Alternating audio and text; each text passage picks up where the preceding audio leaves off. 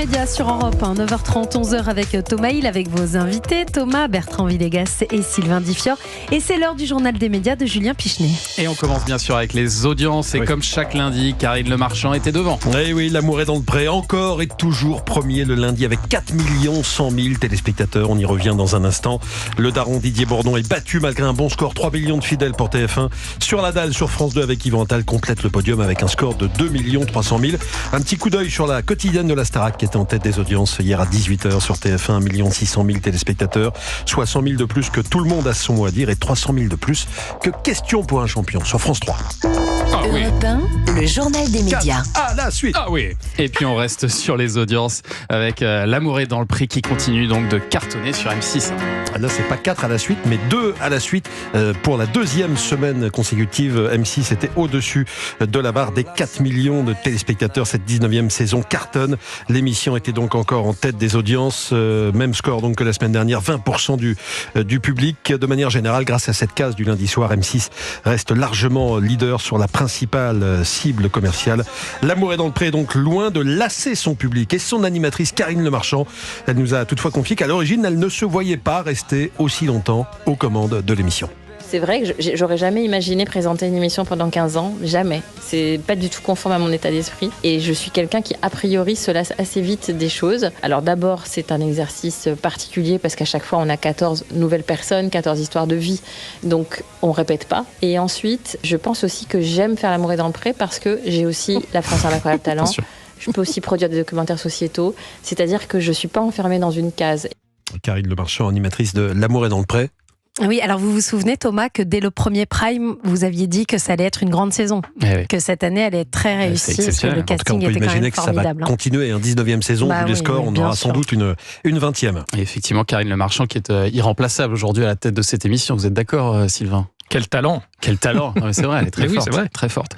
Et puis alors sur M6, toujours une nouvelle série va se mesurer ce soir face à Koh-Lanta et la série Tom et Lola. Et Murder Club, un polar de 4 épisodes. Au casting, on retrouvera Tiffaine Davio, aperçu dans le film Hippocrate, ainsi que l'ancien footballeur Eric Cantona qui incarne un profiler déchu et alcoolique. Ensemble, ils vont former un nouveau duo d'enquêteurs. La question est de savoir maintenant si Murder Club réussira à s'imposer face aux deux géants de la soirée. On a donc Koh-Lanta sur TF1 qui dépassait encore la semaine dernière la barre des 3 400 000. Le jeu d'aventure est tout de même devancé chaque mardi soir en ce moment par la série Tom et Lola sur France 3 qui cartonne. Mardi dernier, 3 850 000 personnes ont suivi Tom et Lola, ce feuilleton porté par Pierre-Yves Bon. On suivra ce match de près. Et puis il y a le film Hippocrate, mais aussi la série. Les 2 premiers épisodes de la nouvelle saison seront diffusés le 11 novembre sur Canal+. On a vécu un drame. Les soignants sont fatigués. Parce qu'on est fatigué. Vous êtes fatigué, je suis fatigué. Après 3 ans d'absence, la série Hippocrate revient pour sa 3e saison avec 6 nouveaux épisodes. Louise Bourgoin, Karim Leclou ou encore Alice Belaïdi reprendront du service à l'hôpital Poincaré dans un contexte plus que tendu. Et à cause d'une grève, ce sera à découvrir. Grève ? Ah oui, une grève, ouais. Lundi 11 novembre à 21h10. D'ailleurs, aujourd'hui, elle est heureuse. moi, je suis très heureuse. J'ai attendu 3 ans pour avoir la 3e saison et aujourd'hui les soignants sont en grève en plus. Aussi, donc, c'est vrai. Comme quoi ça colle à l'actu. Et alors en parlant de série, TF1 a annoncé l'arrivée du commandant Saint-Barth le 21 novembre prochain. Et après Audrey Fleurot dans HPI, c'est au tour de Florent Père de jouer les enquêteurs. Et contrairement à sa collègue qui œuvrait dans le nord de la France, lui prendra du service à la plage, sur une île paradisiaque. Florent Père est un habitué des séries policières. Pas plus tard que cette année, il incarnait un commandant de police dans la série Le Fil d'Ariane avec Chantal Latsou.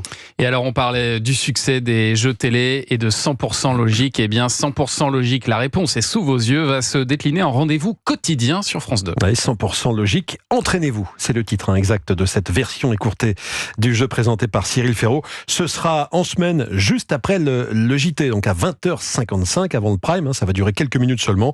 En revanche, le principe de l'émission reste le même, faire fonctionner ses méninges, essayer de répondre à des questions qu'on ne comprend pas toujours. Peut-être que ce nouveau rendez-vous incitera plus de téléspectateurs à rester jusqu'à la fin du journal de France 2 et la formule d'1 heure. On sait que les téléspectateurs ont tendance à partir sur les coups de 20h30. On verra ce que ça donne à partir du lundi. Quelque chose de fort derrière. C'est à partir du 11 novembre. C'est une bonne idée, ça, Sylvain Diffior, pour vous? Oui, c'est une bonne idée. Oui, c'est un jeu qui est hyper addictif, hyper facile, très visuel. Oui, Oui, comme quoi les jeux faut le tenter. Les jeux sont vraiment partout, même après le JT de 20h. On termine avec un petit clin d'œil. Oui, une petite bourde. Un ancien d'Europe 1. Voilà, exactement, petite bourde toute petite d'un ancien d'Europe 1, Thomas Soto, qui est maintenant chez la concurrence, mais qui doit visiblement penser à nous très très fort. Merci beaucoup Guillaume Casbarian. Merci à vous. Sur Europe 1. Pardon, sur C'était ce matin. Quand on a travaillé avec Anissa Haddadi, il n'est pas évident de tourner la page. Oui, ça marche. Effectivement. On aura plus ce problème à l'avenir, effectivement. Vous êtes obligé de rester à Europe 1 toute votre vie maintenant. J'ai l'impression, on est coincé. Merci Julien pour ce journal des médias dont toutes les infos sont à retrouver dans la newsletter média, inscription gratuite sur europe1.fr.